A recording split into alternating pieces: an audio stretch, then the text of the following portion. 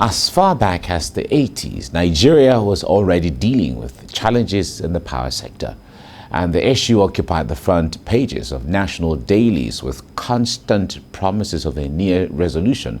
But till this moment, constant and stable electricity in Nigeria has remained wishes made into thin air. Just this year, the national electricity grid, which is the receiver and reservoir of all the nation's generated power, has collapsed about 3 times, throwing Nigerians into further hardship. Not only are we dealing with scarcity of petrol, aviation fuel, high cost of diesel, gas, food, inflation, daily threat to life with the troubling state of insecurity, we're having to do it all in darkness. Billions of dollars have been expended in tackling the nation's electricity problems, but it has defied all possible solutions. What must Nigeria do to get it right to see that citizens get at least 15 hours of constant power supply across the country? Is this possible? These are the questions Nigerians are asking, and I don't think they're asking for too much. So joining me is a strategy consultant, Dikbo Oyewole, to help make sense of all of this. Dikbo, good morning. Good morning, Mike. I recall that when we were young, you know, we see that, in fact, at that time, comparatively, it was quite better at that time. A lot better. You know, and, you know, the promise of the future of, you know, how it's going to be when we get to the next 20 years, especially the Vision 2000 and so on. It was like heaven was just going to descend and become Nigeria, you know. But here we are still talking about the things that were used for political campaigns at independence. Second Republic, there were things that were used as political campaigns. Same issues. Here we are still talking about the same thing. What do you think is responsible for these things? Poor leadership. Plain and simple. It's easy. It's poor leadership because I find it quite puzzling that in 40 years, at least, let's cap it to the 80s now. In 40 years, we've been grappling with the same issues. I saw that you scrolled a couple of dailies from 86, 84, and then you get to ask yourself, how is it possible that certain folks that campaigned back then with those same issues are campaigning with the same issues today? It's really just an issue of poor leadership, and it is very unfortunate that we have found ourselves in this kind of position. With the kind of country Nigeria is, with the immense potential we have, human capital, natural resources. But it is quite unfortunate. What I would say is, get your PVCs. honestly, get your PVCs next year. So we're doing a lot of complaining now, and I believe that all these issues should spur us to also be politically aware. Next year we're having general elections. We should get our PVCs from now. Register. You need to change your polling centers. Do all you need to do Now, because we cannot continue on this path. It is just not sustainable. In the last couple of days and last couple of weeks, everything has almost been ground into a halt. You talked about the national grid collapsing 3 times this year. Collapsed 2 times this week. The national grid. And when we talk about decentralization, now let me use that word before I say the word that they don't like to hear. When we talk about decentralization of everything, the power grid is also part of what they're talking about. What is so difficult with the states generating their own power? Why is that so difficult? Why do we have to get every single thing from the center? So when we're talking about restructuring, which is the word they don't want to hear, but they have to hear it, these are part of the issues we're talking about, because what we have currently is not working. It is inefficient. And someone said that doing the same thing and expecting different results is the definition of insanity. Can we try something different? As opposed to saying that everything has to be political in nature. Can we try something different to see that we have a nation that people are productive? In the last couple of days, a lot of businesses have had to spend over 100% to 120, 150% on diesel. yeah, that's By true. Monday, if this continues on this current trajectory, a lot of offices are considering shutting down.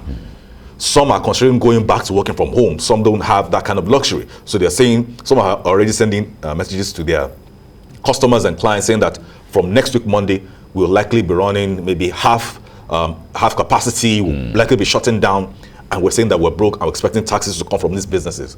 How does that work exactly? So we just have to be very deliberate about the kind of leadership that we want in this country and how we want this country to move forward. Because truth be told, this is really just not sustainable. Well, as much as one would say power or power generation or electricity is capital intensive, but others would say it's not rocket science. It's really not. The point there is we have younger African countries or other small African countries who are maintaining and sustaining the electricity, whatever they have. Yes. They may not have the backbone or the capacity we have, but they've been able to maintain and sustain, whatever they have for a period of time. You hear of Rwanda, you go there, it looks like it's a success story from left, right, center, up, down, Yes. in and out, everywhere, things are working. And when you talk about the Rwandan dream, because we hear citizens have started talking about the Rwandan dream, they're getting closer to it. And they have projections. 5 years, we should be able to achieve this. 10 years, we should be able to achieve this. 20 years, and those milestones in the last 5 years, they've been able to meet those milestones. All of the promises made, or most of the promises made, they've been able to meet them, and all of that.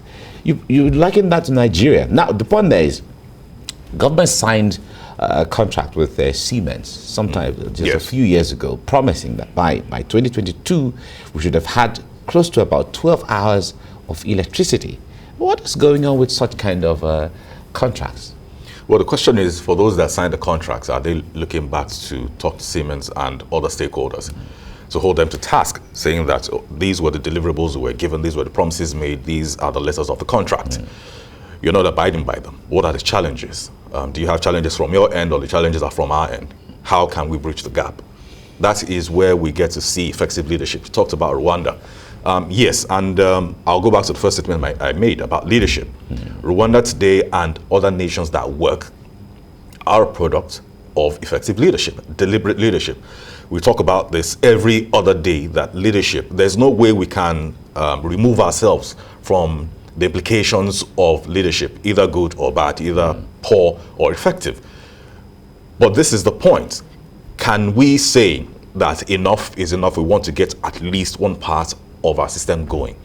We're still grappling with the issue of fuel scarcity in the last couple of weeks, stemming from different factors, which ultimately started from having contaminated fuel being discharged into people's vehicles, into people's generators. We're still waiting for action. We're still waiting for action on that. There's been a lot of talk. There's been a lot of commiseration. There's been a lot of emotions being expressed. Yeah. We're seeing emotions being expressed, but we elected you to be people of action, not express emotion. Not saying that, oh, you know what, we feel bad, we're sorry for this. We don't want apologies. We want action. Till today, nobody has been held accountable. Nobody's in jail. Because the fact remains that it is a criminal offense. Because the question is, you're reporting fuel, we'll expect that there are certain benchmarks put in place to say that, okay, you know what, this is the standard that comes into Nigeria. Somehow, somewhere, someone thought that, okay, you know what, maybe the benchmark was 7 and then it was hitting 9. Maybe we can manage that too. Who are those responsible for that entire system? Why are they not in prison? Why are they not being prosecuted as we speak? A lot of damage has been done. Fuel pumps in filling stations were damaged. A lot of cars were damaged. A lot of generators were damaged. A lot of systems were damaged. At whose cost? We're talking about inflation, increases in price of everything. Still, people have to grapple with repairing their vehicles, repairing all of that. Somehow it looks like this government just says that, okay, you know what? How can we make things a lot harder for citizens? And I think it's very, very unfair that even at the very last leg of this administration, this is what we're seeing, and this is what they'll be remembered by. What do you make of the president's apology, though? He saw these things, the fuel thing, the shortage and scarcity you mentioned, as well as the electricity challenges, and he's apologizing to Nigerians. How do you see that? An apology. What does that show? That what some people would say that's sensitivity and empathy from the president. Okay, so this is it.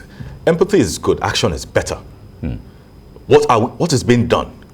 You've apologized. Okay, fine. We accept your apology. What is being done? Are there any changes being made? Because it is changes to those systems and changes and having consequences for those actions that will make things improve, not apologies. The last couple of days that the power has really, really been crippling, it hasn't just been affecting businesses, it's also been affecting households. Also from a hygiene level. Also understanding the fact that we talk about the very high percentage of open defecation, people who don't have access to pipe-borne water normally.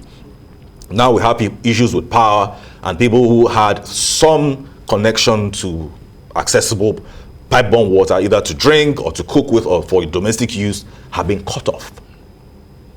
We're still in the middle of a pandemic. Do we want to add another one to it? So all these things, they get to connect each other. Either way we like it. So when we have these conversations, it's not just about saying that, okay, maybe we just like to bash government. That's not what it is. Because we need to understand that our lives are literally on the line. We don't want to have an outbreak of maybe cholera or typhoid or any of these diseases. We're still dealing with COVID, either we like it or not. So saying that the issue of power affects water, affects transportation, affects the cost of living, affects everything, is because it really does. But the question is, do we have leaders that see it from that perspective? That one thing connects all? Because we can't handle an issue in isolation. The issue of insecurity, where people are not secure, they can't go to farms. Where the people can't go to farms, we have shortage of food supply. Where we have shortage of food supply, there's a lot of chaos. So are we looking at everything that they are connected and what is being done deliberately? Not just saying you're apologizing, or not just telling us that something will be done. What will be done? What is being done? All right. Now, the NERC had tried to explain what is going on. They talked about the fact that the collapse and the shortages of electricity we're having now has to do with the issue of maintenance that is being carried out in most of the plants that we have, facilities that we have.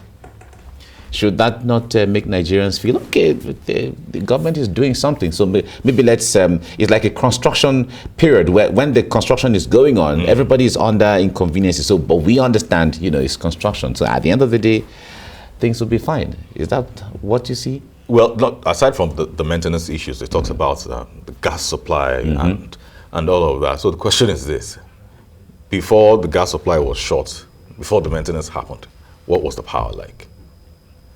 What is it like today?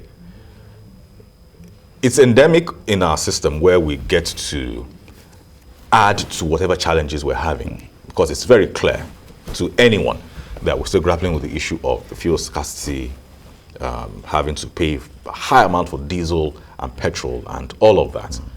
So the question is, the maintenance, did it have to be done at once? Could it have been done in phases? We're not saying don't maintain, because what you don't maintain breaks down, and then we're worse off for it. But could it have been done in phases? Could it have been done systematically?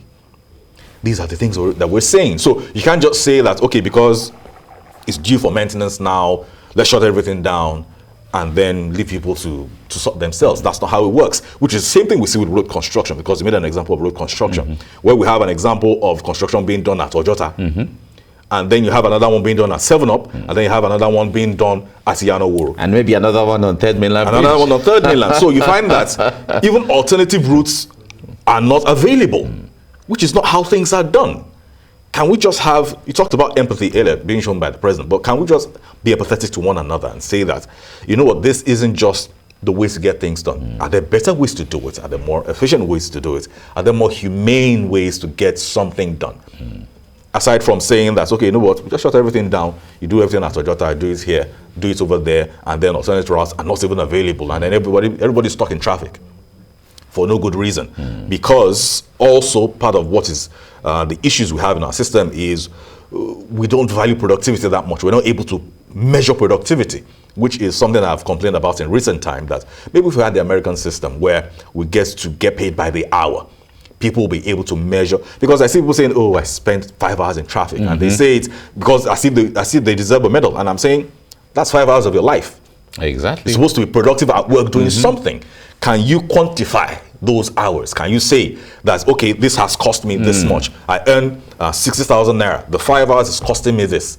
Oh, maybe to ensure that I don't get to lose that amount of money, I put pressure on the people who represent me in the National Assembly. I put pressure on the governor. I put pressure on the president. I put pressure on the people that were elected into office, because their inadequacies is costing me money. Also knowing that your employer won't give you a lot more money because there's inflation, there are other factors.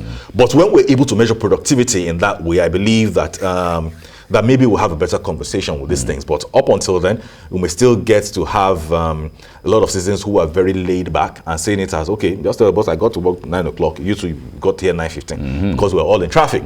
But the question is, what is being done about it? And I say again, yes, the citizens also have a role to play. That's why I said earlier, we need to get our PVCs and ensure that this mess does not continue. It is really just not sustainable. All right. Now, the issue of the PHCN, that has been decentralized into different, owned by different companies here and there.